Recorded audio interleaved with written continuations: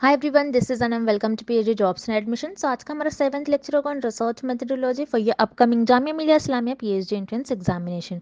सो आज के इस वीडियो में हम नेक्स्ट टाइप ऑफ रिसर्च पर कुछ इंपॉर्टेंट एमसीक्यूज डिस्कस करेंगे, जो कि है एक्सप्लेनेटरी एंड डिस्क्रिप्टिव रिसर्च। सो याद रखिएगा, इंपॉर्टेंट टॉपिक है। एग्जाम में इस टॉपिक से आपको 2 to 3 क्वेश्चन पूछे जाने के चांसेस है।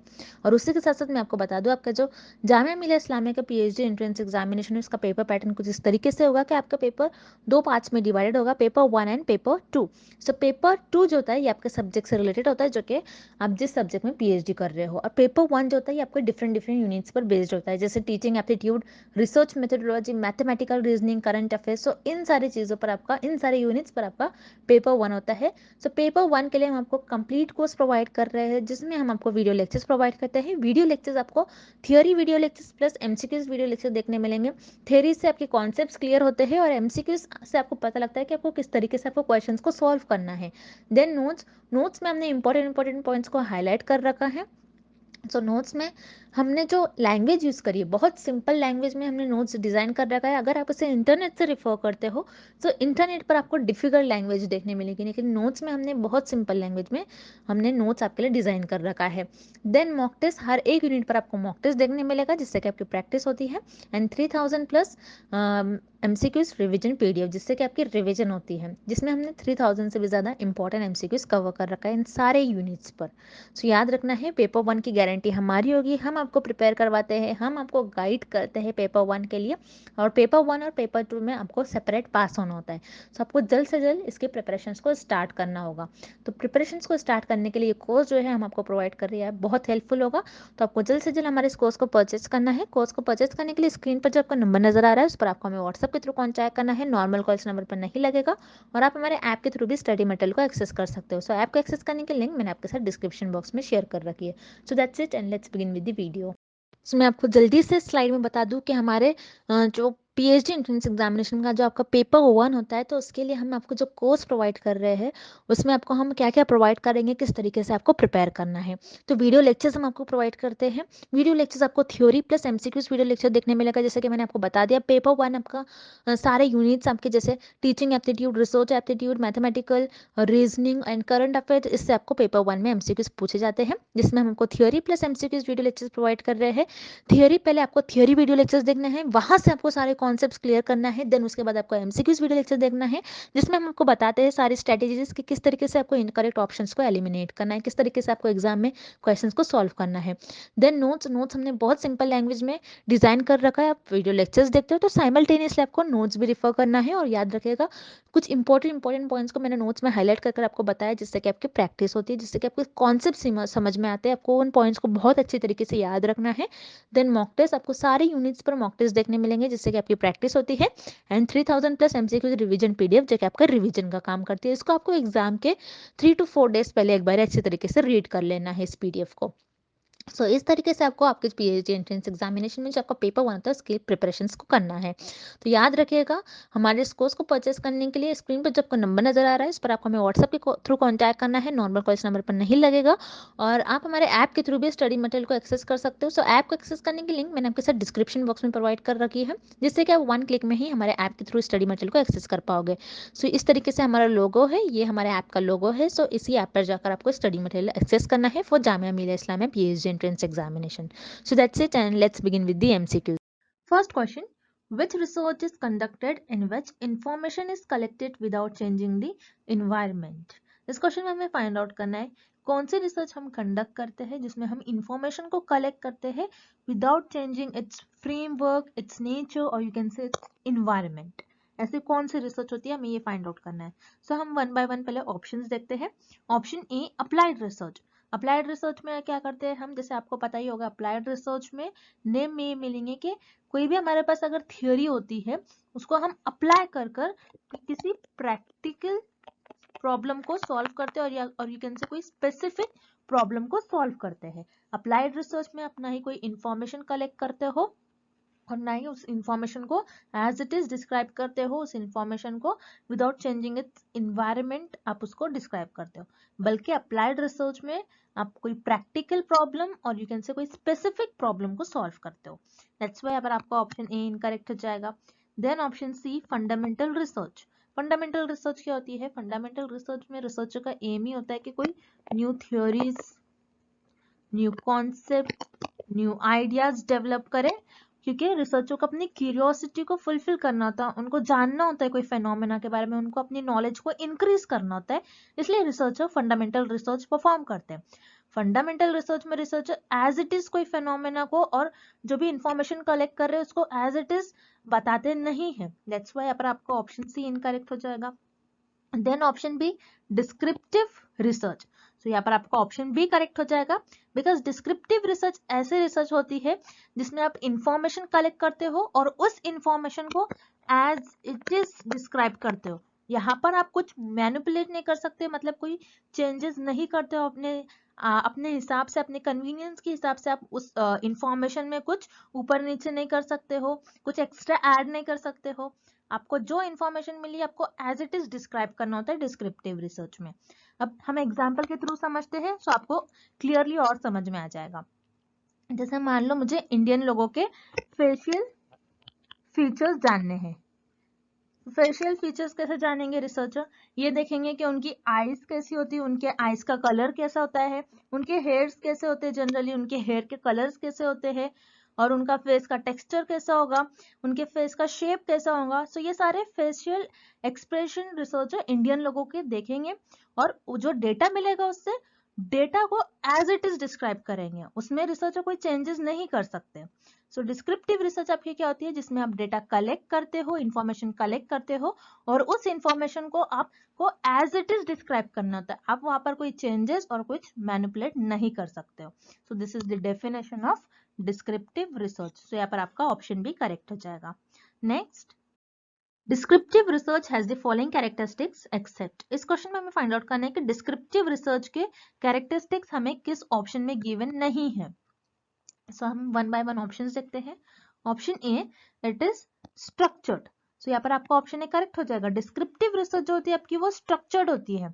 स्ट्रक्चर्ड का क्या मतलब है कि आप पहले से ही डिसाइड कर लेते हो कि मैं ये करने वाला हूँ अपनी रिसर्च में, आप पहले से ही सारे स्टेप्स कंफर्म कर लेते हो, कि डिसाइड कर लेते हो मैं ये करूंगा। सो उसको हम कहते हैं स्ट्रक्चर्ड। अब जैसे डिस्क्रिप्टिव रिसर्च का एम ही होता है कि कोई फेनोमेना है कोई या फिर कोई टॉपिक है उसको आपको एज इट इज डिस्क्राइब करना होता है।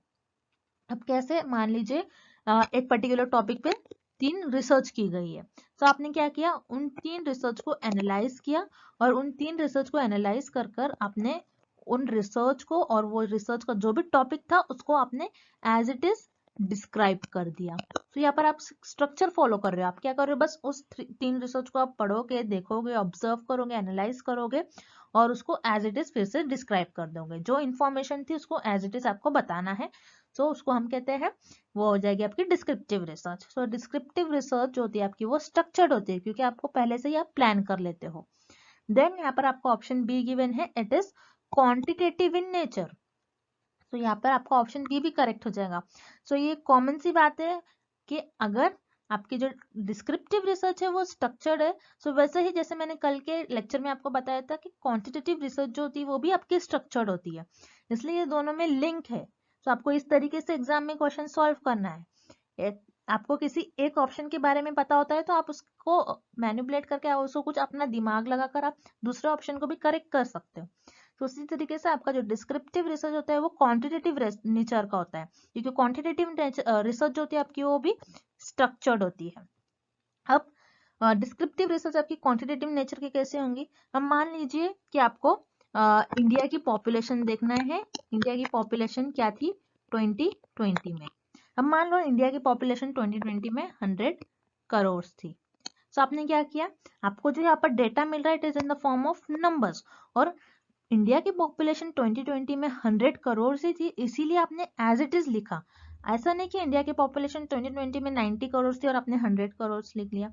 नहीं, इंडिया की पॉपुलेशन 2020 में 100 करोड़ थी और आपने 100 करोड़ लिखा। एज इट इज आपने डेटा बताया, एज इट इज आपने इन्फॉर्मेशन लिखा और आपको जो इन्फॉर्मेशन मिल रही थी is in the form of numbers. That's why जो आपकी डिस्क्रिप्टिव रिसर्च होती है वो क्वांटिटेटिव नेचर की होती है। बट इस क्वेश्चन में हमें क्या बताया गया है कि डिस्क्रिप्टिव रिसर्च के कैरेक्टरिस्टिक्स हमें किस ऑप्शन में गिवन नहीं है। सो यहाँ पर आपका ऑप्शन ए और बी दोनों भी इनकरेक्ट हो जाएगा।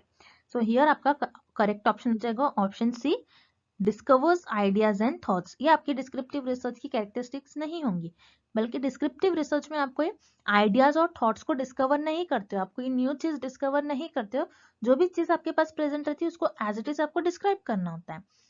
तो ये जो आपका ऑप्शन सी में जो आपको इन्फॉर्मेशन दी गई है कि आप कोई आइडियाज और थॉट्स को डिस्कवर करते हो, ये तो आप फंडामेंटल रिसर्च में करते हो, ना कि डिस्क्रिप्टिव रिसर्च में। दैट्स व्हाई यहाँ पर आपका करेक्ट ऑप्शन हो जाएगा option C, discovers ideas and thoughts. Next, dash research is responsible for findings the why of the events of phenomena. इस क्वेश्चन में हमें फाइंड आउट करना है कि ऐसी कौन सी रिसर्च होती है जो वाई टाइप ऑफ क्वेश्चंस को आंसर करती है। सो वन बाय वन हम ऑप्शंस देखते हैं। पहले हम ऑप्शन सी देखेंगे, हिस्टोरिकल रिसर्च। हिस्टोरिकल रिसर्च क्या होती है, जिसमें रिसर्चर किसी पास्ट इवेंट्स के बारे में स्टडी करते हैं और ये देखते हैं उसका कुछ एप्लीकेशन है या नहीं प्रेजेंट में, और उसको प्रेजेंट में अप्लाई करने की कोशिश करते हैं। तो हिस्टोरिकल रिसर्च में जो पास्ट इवेंट्स रहता है उसी को बस स्टडी करते हैं, इसमें वाई टाइप ऑफ क्वेश्चन का आंसर नहीं करते हैं रिसर्चर। दैट्स व्हाई यहाँ पर आपका ऑप्शन सी इनकरेक्ट हो जाएगा। Then option A, descriptive research. Descriptive research कौन सी रिसर्च होती है, जिसमें रिसर्चर एज इट इज किसी फेनोमेना को डिस्क्राइब करते हैं। पहले से ही रिसर्चर के पास इंफॉर्मेशन प्रेजेंट रहती है, बस उस इंफॉर्मेशन को एनालाइज कर एज इट इज उसको डिस्क्राइब कर देते हैं। अब रिमेंबर, हमको ये देखना है कि डिस्क्रिप्टिव रिसर्च में researcher why type of questions का आंसर करते हैं या नहीं।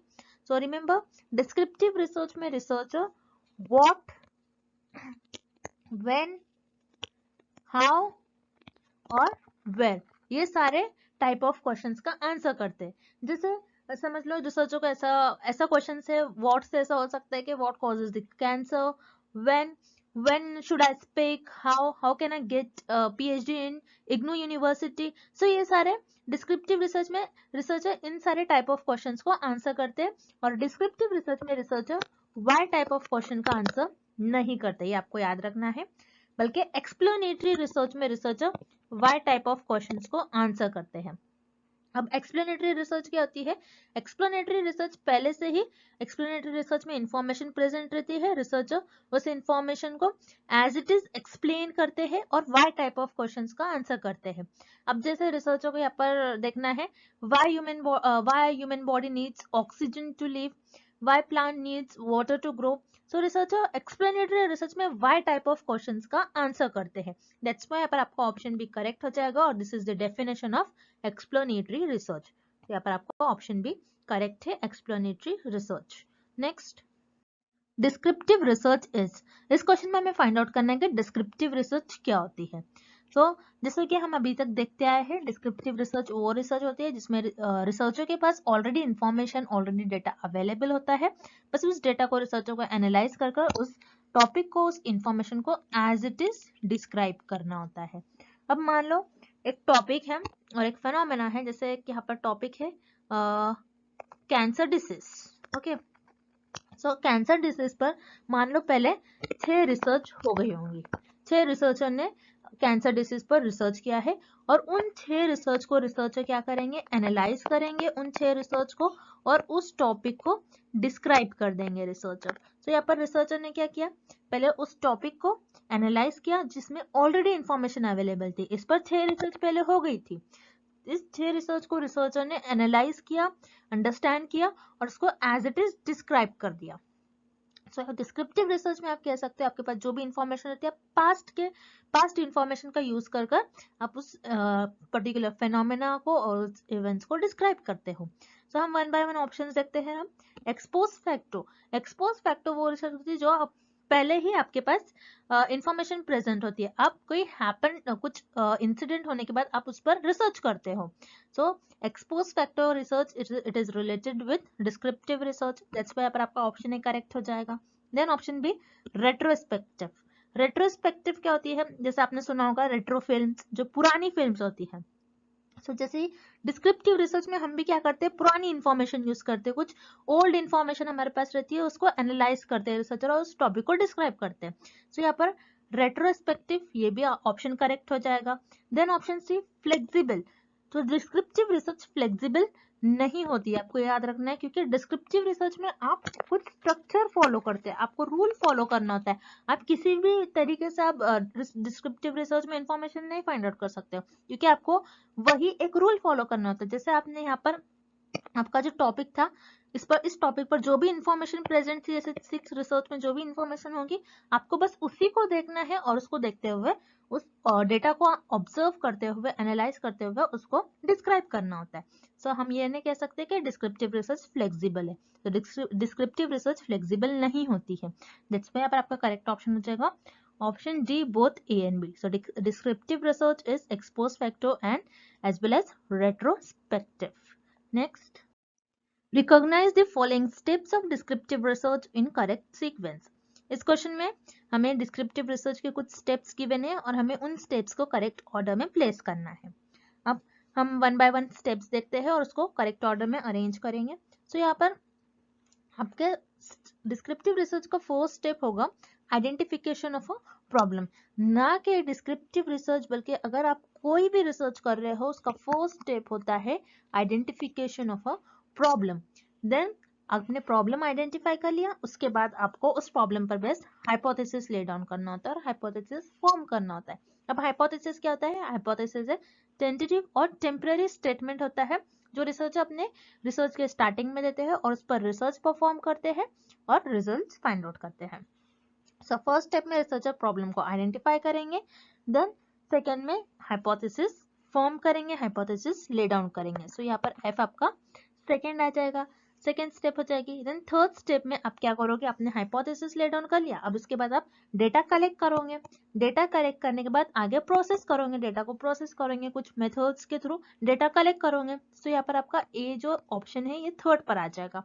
देन बी, ए के बाद आपका बी आ जाएगा, क्योंकि अगर आपने कोई मेथड अप्लाई कर किसी मेथड से डेटा को कलेक्ट कर लिया, डेटा को कलेक्ट करने के बाद आप इंटरप्रिटेशन करोगे, इंटरप्रिटेशन आप उसको एनालाइज करोगे, उसको ऑब्जर्व करोगे डेटा को, एंड देन आप कुछ रिजल्ट फाइंड आउट करोगे। सो बी आपका फोर्थ नंबर पर होगा, फोर्थ स्टेप हो जाएगा आपका। एंड देन उसके बाद आपने रिजल्ट फाइंड आउट कर लिया, देन उसके बाद आप कंक्लूजन्स निकालोगे, कंक्लूजन्स ड्रॉ करोगे। सो ये आपका फिफ्थ नंबर पर आ जाएगा। एंड लास्ट आप रिपोर्ट लिखोगे। सो ड्राफ्टिंग द रिपोर्ट ये आपका 6 नंबर पर आ जाएगा। सो इस तरीके से आप इस वे में, इस स्टेप्स में आप डिस्क्रिप्टिव रिसर्च परफॉर्म करते हो। सो ये सीक्वेंस आपको ऑप्शन डी में गिवन है, CFABD and last is E। Next, a science teacher explaining to his students why plants need sunlight to grow. This example will fall under which type of research? इस question में आपको एक example given है और हमें find out करना है ये एग्जाम्पल किस रिसर्च के अंडर लाई करेगी। अब एग्जाम्पल में आपको ये गिवन है कि एक साइंस टीचर है, वो अपने स्टूडेंट्स को एक्सप्लेन कर रही है कि why plant needs sunlight to grow, कि प्लांट को सनलाइट की जरूरत की होती है ग्रो होने के लिए। तो ये एग्जाम्पल किस टाइप ऑफ रिसर्च का एग्जाम्पल होगा, हमें ये फाइंड आउट करना है। तो 1 बाय 1 हम ऑप्शन देखते हैं। Option A applied research. Applied research में तो रिसर्चर किसी स्पेसिफिक और किसी प्रैक्टिकल प्रॉब्लम को सॉल्व करते हैं, ना कि वाई टाइप ऑफ क्वेश्चंस का आंसर करते हैं। सो यहाँ पर आपको जो क्वेश्चन गिवन है, why plant needs sunlight to grow, so ये क्वेश्चन वाई से स्टार्ट हो रहा है। सो अप्लाइड रिसर्च में रिसर्चर किसी वाई टाइप ऑफ क्वेश्चंस का आंसर नहीं करते, दैट्स व्हाई पर आपका ऑप्शन है इनकरेक्ट हो जाएगा। Then option B historical. Historical research में रिसर्चर बस पास्ट इवेंट्स के बारे में स्टडी करते हैं और ये देखते हैं कि इसका कुछ एप्लीकेशन है या नहीं प्रेजेंट में। तो हिस्टोरिकल रिसर्च में रिसर्चर कोई वाई टाइप ऑफ क्वेश्चंस का आंसर नहीं करते। सो यहाँ पर आपको ऑप्शन बी भी इनकरेक्ट हो जाएगा। Then option C explanatory research. So explanatory research में रिसर्चर के पास ऑलरेडी डेटा अवेलेबल होता है, उस डेटा को रिसर्चर एक्सप्लेन करते हैं। सो एक्सप्लेनेटरी रिसर्च में remember researcher why type of questions का आंसर करते हैं, दैट्स व्हाई पर आपका करेक्ट ऑप्शन हो जाएगा option C explanatory research. This is the example of explanatory research. Next, Which one of the following example is not related with descriptive research? इस question में हमें कुछ एग्जाम्पल्स गिवन है और हमें फाइंड आउट करना है कौन सा ऑप्शन डिस्क्रिप्टिव रिसर्च का एग्जाम्पल नहीं होगा। अब 1 बाय 1 हम ऑप्शन देखते हैं। Option A, what is the impact of lockdown on school education. So इस ऑप्शन में ये बता रहा है कि लॉकडाउन का इम्पैक्ट क्या हो रहा है एजुकेशन पर। So what type of question का हम डिस्क्रिप्टिव रिसर्च में आंसर करते हैं? सो यहाँ पर आपका ऑप्शन ए करेक्ट हो जाएगा, this is the example of descriptive research.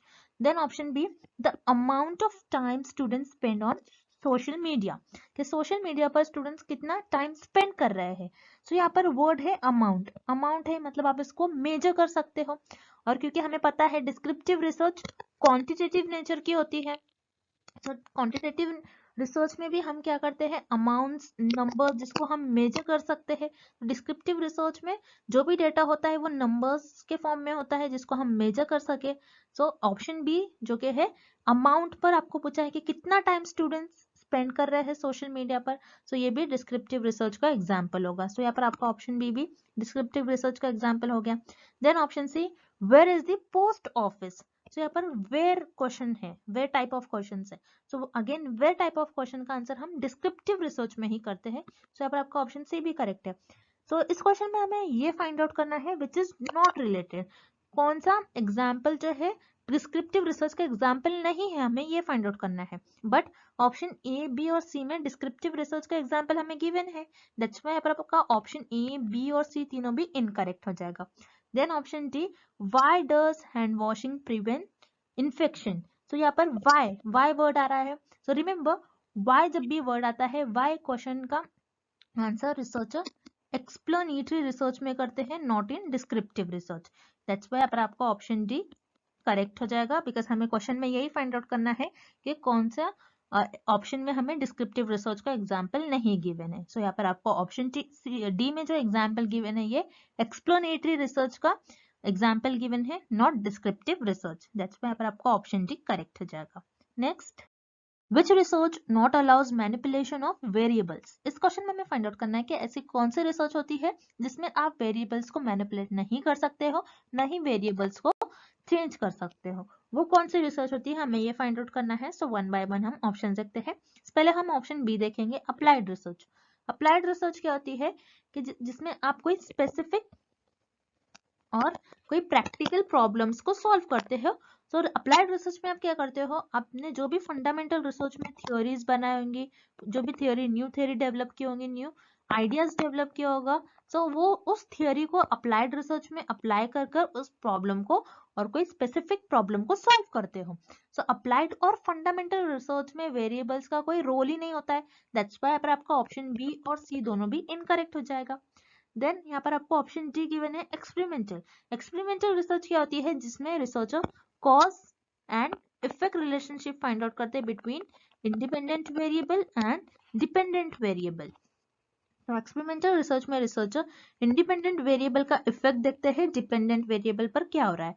और रिमेंबर एक्सपेरिमेंटल रिसर्च में रिसर्चर इंडिपेंडेंट वेरिएबल को मैनिपुलेट करते हैं और चेंज करते हैं, क्योंकि रिसर्चर को इंडिपेंडेंट वेरिएबल का क्या इफेक्ट होगा चेंज करने पर डिपेंडेंट वेरिएबल पर, ये फाइंड आउट करना होता है। तो एक्सपेरिमेंटल रिसर्च में रिसर्चर इंडिपेंडेंट वेरिएबल को मैनिपुलेट करते हैं, चेंज करते हैं, दैट्स व्हाई पर आपको ऑप्शन डी इनकरेक्ट हो जाएगा। देन ऑप्शन है एक्सप्लेनेटरी रिसर्च।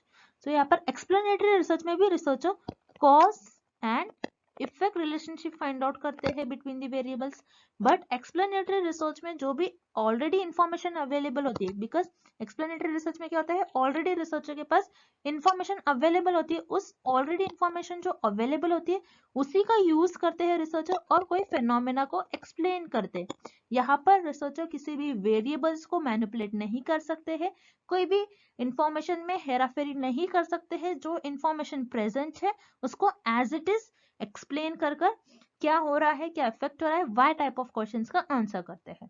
और इसमें एक्सप्लेनेटरी रिसर्च में कोई भी वेरिएबल्स को मैनिपुलेट नहीं करते और ना ही चेंज करते हैं रिसर्चर। दैट्स व्हाई आपका करेक्ट ऑप्शन हो जाएगा option A explanatory. Next, an investor considering an investment in the ever-changing Mumbai housing market needs to understand what the current state of the market is, how it changes, and when it changes. This research will come under. इस question में हमें एक example given है, हमें find out करना है कि ये एग्जाम्पल किस रिसर्च में फॉल करेगी। अब एग्जाम्पल में आपको गिवन है कि एक इन्वेस्टर है, उसको जो मुंबई हाउसिंग मार्केट जो कि हमेशा ये मार्केट बदलते रहता है, उसको इन्वेस्ट करना है मार्केट में। सो इस मार्केट को कैसे समझेगा। सो यहाँ पर आपको कुछ क्वेश्चन गिवन है, उसको ये क्वेश्चन समझना है। अब क्वेश्चन क्या है कि what the current state of the market, उस मार्केट की करंट स्टेटस क्या है, देन हाउ इट चेंजेस, वो कैसे बदलते रहता है, एंड व्हेन इट चेंजेस, वो कब बदलते रहता है। सो इन सारे क्वेश्चंस को यहाँ पर इन्वेस्टर को अंडरस्टैंड करना है। सो वो कौन से रिसर्च का यूज करेगा। तो यहाँ पर आप देख रहे हो आपको कुछ कुछ वर्ड आपको जो गिवन है वो आपके लिए की वर्ड्स है, जैसे what, how and when. So what, how and when, ये सारे टाइप ऑफ क्वेश्चंस का आंसर आप डिस्क्रिप्टिव रिसर्च में करते हैं। तो डिस्क्रिप्टिव रिसर्च वो रिसर्च होते हैं जिसमें व्हाट, हाउ, व्हेन, वेयर, ये सारे टाइप का क्वेश्चंस को आंसर करते हो। दैट्स वाई पर आपका करेक्ट ऑप्शन हो जाएगा ऑप्शन बी। और यहाँ पर जो इन्वेस्टर है, जो उसको इन्वेस्ट करना है मुंबई हाउसिंग मार्केट्स में, तो वो इन सारे प्रॉब्लम्स को, इन सारे क्वेश्चंस को अंडरस्टैंड करने के लिए वो डिस्क्रिप्टिव रिसर्च का यूज करेगा।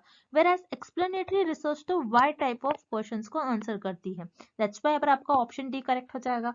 Then option C fundamental research. Fundamental research में तो researcher new theories, new concept, new ideas को डेवलप करते हैं। यहाँ पर रिसर्चर कोई व्हाट, हाउ, व्हेन, वेयर, ये सही सारे टाइप ऑफ क्वेश्चंस को आंसर नहीं करते। दैट्स व्हाई पर आपका ऑप्शन सी भी इनकरेक्ट हो जाएगा। Then option A applied research. Applied research में रिसर्चर कोई स्पेसिफिक प्रॉब्लम को सॉल्व करते हैं। सो अप्लाइड रिसर्च में भी रिसर्चर किसी हाउ, व्हेन, व्हाट, वेयर, ये सारे टाइप ऑफ क्वेश्चंस को आंसर नहीं करते। सो यहाँ पर आपका ऑप्शन ए भी करेक्ट हो जाएगा। सो यहाँ पर जो इन्वेस्टर है उसको इन्वेस्ट करना है मुंबई हाउसिंग मार्केट में।